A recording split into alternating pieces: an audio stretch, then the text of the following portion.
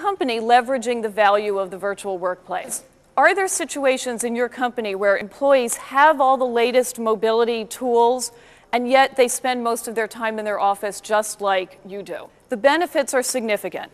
If your workforce understands how to work from a distance, how to take those tools we just talked about and then use them to their full advantage, you can build a strong global network for collaboration. You can stay close to your customers and emerging markets. You can have access to a larger talent pool. You can avoid relocation costs. You can avoid travel and commuting costs. And finally, it's an excellent disaster recovery strategy. It's a difficult transition to make if it's the first time you're experiencing it. I'm getting a lot of emails from people saying, all of a sudden I have to lead from a distance. How do I do that? So it's best if you actually already have it in place as an integral part of your disaster recovery plan. Work Naked, the book that this talk is based on, addresses 8 key principles of the virtual workplace. Each one of them talks about layers of mindsets that you need to shed in order to use the tools of the virtual workplace. Keep in mind, most of you said you have the tools, you have the skills to be a participant in the virtual workplace, but most of you are not fully leveraging them. And the reason you're not fully leveraging them is all a mindset issue about your company. It's not about the technology. It's not about any of the work practices. It's really about how you have your attitudes and your leaders' attitudes about work styles. So I want to demonstrate the initiative principle with a little exercise, and I'd like you to take out a quarter. Actually, you can use a dime or a nickel or a penny if you want to, but take out some kind of coin. Okay, does everybody have their quarter? What I want you to do is hold it like this over the floor, okay? And squeeze it really tight. That's symbolic of how we treat our employees. We hold on to them. We won't let go of ideas about how to judge their performance. Yeah, I see people going, right? We say we got to see them 40 hours a week to know they're performing. It's sort of the attendance appearance principle, if you will, that you can't let go because if you let go, they might not produce. And in fact, if you're holding them this tight, in this formation, right? What happens if you let go, you start letting go just a little bit, you start relaxing your ideas about employee performance, eventually, right, the quarter drops. And that's what people are afraid of. They think they're going to lose control over performance, they think they're going to lose control over employees. Some people actually think they're going to lose employees, that employees are going to use remote work as a way to go off and interview with other companies and move to a different job, right? So go back to this now. So now I'm going to demonstrate what kind of change of mindset I'm talking about. It's actually a fairly easy one. Just turn your hand over like this. And now relax your hand, right? Think of yourself relaxing your hold over employees. And you still get to keep the quarter, right? It's still there because you're just changing your attitude. You're just flipping it from here to there. Now go back to this one.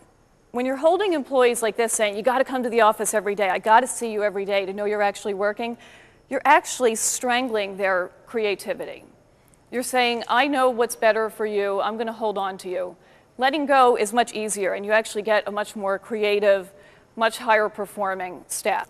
The first big obstacle we're going to talk about today to the virtual workplace from a mindset standpoint is conformity. And that is conforming to an age-old routine that came from the factory era that said, we should all come to one central place at one particular time, work for a certain number of hours a day, even take lunch at a specific time to actually get the highest performance out of people. Like these gentlemen in this cartoon who are saying, I don't know how it started either. All I know is that it's part of our corporate culture. They have no idea why they're wearing these silly hats anymore.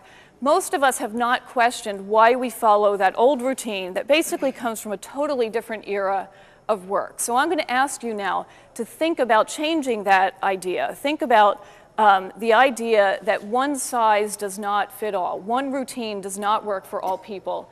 And I want to replace that with the idea of optimizing the individuality of your workforce. I want you to think about individuality in terms of place, and I'd like to hear from you where you do your best work. Anybody want to share your thoughts about where you do some of your best work? In the shower. A shower person, okay. Actually, at my desk. At your desk? That's fine. That's fine. You don't have to apologize. There are three basic types that relate to where you like to work now. The first is people who studied in their dorm room. How many people studied in their dorm room, their apartment, their house, their dining room table, something like that?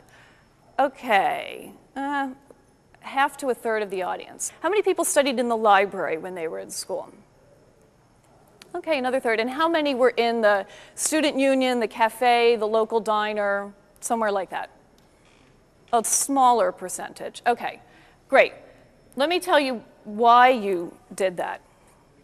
Dorm room studiers are characterized by the fact that they actually like to blur their personal life and their work life. So they work for an hour, and then they do the laundry, and then they work for another 2 hours, and then they make dinner. So they intentionally blur their work and their personal life, as opposed to library studiers like Candace here, who likes to separate work from personal life, and they do it by physically working in different places. So they segregate work from home. They find it very energizing to be around other people who are involved in the same kind of activity.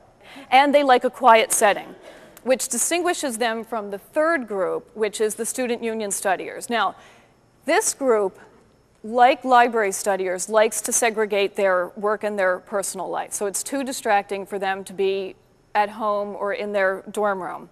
But they actually like a noisy background. In fact, that sort of keeps them focused on their task, to have noise around them that not necessarily relates to what they're doing. So, how does this relate to the virtual workplace? Well, think about the fact that college campuses do a much better job of supporting a whole range of work styles than the traditional office does. The traditional office is basically set up for everybody to come together, work in one place for a certain prescribed number of hours a day. So what happens is that individual performance is constrained in most businesses because they're forcing everybody into the same work style, even though it doesn't necessarily work for them.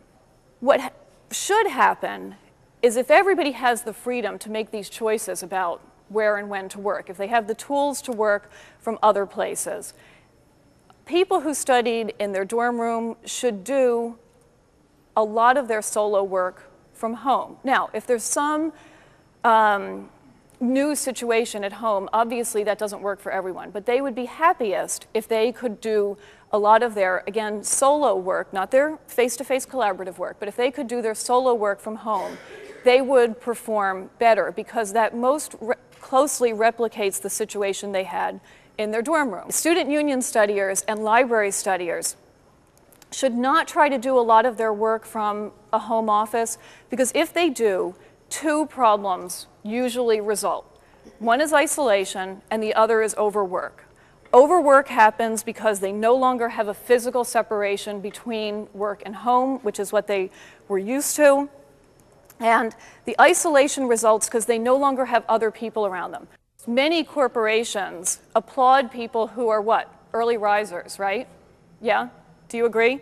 In fact, every corporate culture has either an early riser mentality, where if you get in early and the boss sees you, that's a great thing, or they have a, if you stay really late at night and you're seen late at night. So it's kind of an either or. And then in some really bizarre corporate cultures, if you come in early and stay really late, that's also a great thing, right? But for some reason, we think early risers are sort of more productive than everybody else, or more committed, or something, right? I have to tell you right off the bat, I'm not an early riser. So this is a painful time for me to be speaking to you. But research has shown actually that only 10% of the population is what is classically known as an early riser. So many people have actually distorted their schedules for some reason, because in every audience that I address, a lot of people raise their hand as being early risers. It turns out that there's absolutely no correlation between your performance and whether you're an early riser or a night owl.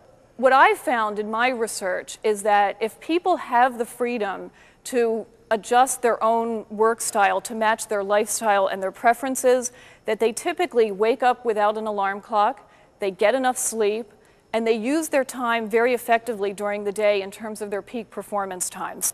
I'm sure some of you are worried that with all this focus on individuality, what happens to team performance, right? Because most of you are probably dealing with a corporate culture where you're trying to encourage even more team performance. Is that right? Right? People want more collaboration. When you focus on individual work styles, it actually improves people's ability to collaborate, but only if you totally rethink the way you're using face-to-face collaboration. What I usually ask people to do is to think about the tools they have available to them, or the tools they could have available to them. So it's everything from face-to-face interaction to web-based conferencing, voicemail, email, a whole variety of tools.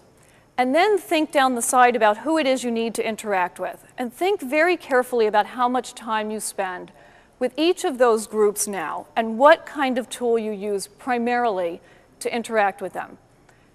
And really evaluate those relationships. Are they working well now? Do these tools work for you? Is there miscommunication that happens now? Could you strengthen a relationship in some way? And what you need to do is really think through the benefits of each of those different kinds of electronic tools that in some ways give you an improvement over face-to-face interaction. Now you all understand you are part of the virtual workplace.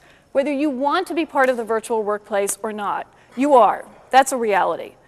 The question that you need to answer for yourself and for your company is, will you be an active participant, will you be a passive participant, or will you actually be a resistant participant in the virtual workplace? Now, I'll tell you, I don't think any of you are resistant to the idea of being in the virtual workplace, but other people in your company might be. So I'm going to go through a couple more mindset issues to give you a way to think about whether people might be subtle resistors to the concept of the virtual workplace. So I want to do a comparison contrast of some issues on a true-false basis. And I want you to think about the fact, if you called into your office on your cell phone from the beach while you were on vacation, what kind of message does that send? Does it send a message that, wow, that's a really dedicated person, they're really committed to the company, they're taking time out of their vacation? Yes, does that happen in some companies? Okay, yes. Now, think about the same scenario, but you're in your backyard, you have all your papers spread out around you on a nice picnic table, and you call into the office and somebody hears birds chirping in the background and they say, oh, where are you doing your work today? They say, oh, you know, I'm in my backyard, it's a lovely day. Now what's the impression? Right? You're on duty, you're not on vacation. Uh-oh, this person is goofing off, right? Same technology, same basic scenario, but it sends two different messages. And again, this falls into the trap of the attendance and appearance way of measuring someone's performance and commitment, and it's very damaging to the virtual workplace. If these kinds of mindsets exist in your company, you'll find that people will underutilize the virtual workplace. Even if you give them the full freedom to work wherever they want, you give them the tools, you give them real estate options, they'll still keep coming to the office because they get the message that somebody is going to be judging them by attendance or appearance. I hope what I've shown you is how you individually can thrive in the virtual workplace and how your company can thrive in the virtual workplace. If you make some fairly simple mindset changes that I'll tell you could take a while for you to take, but if you're persistent, if you put a lot of energy into it, it pays off through very high performance, more creativity, and overall just higher company performance and individual performance.